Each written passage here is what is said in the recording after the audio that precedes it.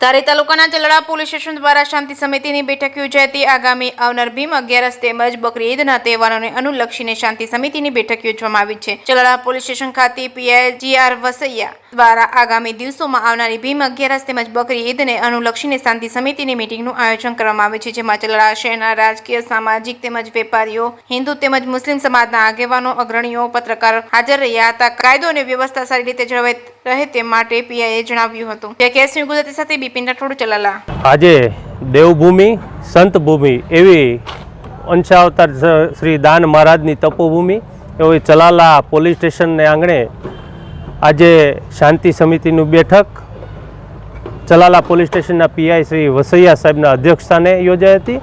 એમાં હિન્દુ મુસ્લિમ એકતા માટે આ બેઠક યોજાઈ। આગામી શુક્રવાર ભીમ 11નો પવિત્ર તહેવાર હોય તેમજ શનિવારે ઈદનો પવિત્ર તહેવાર હોય ત્યારે તેમાં રાજકીય આગેવાનો, સામાજિક આગેવાનો, મુસ્લિમ સમાજના સૌ આગેવાનો, નગરપાલિકાના ચૂંટાયેલા પ્રતિનિધિઓ તમામ ઉપસ્થિત રહ્યા હતા અને આ તહેવારો હર્ષોલ્લાસ અને ચલાલાની જે પરંપરા રહી છે હિન્દુ મુસ્લિમ એકતાની, એવા સૌ સાથે મળી આ તહેવારો ઉજવે એ માટે સૌએ એકબીજાને શુભેચ્છાઓ પાઠવી હતી।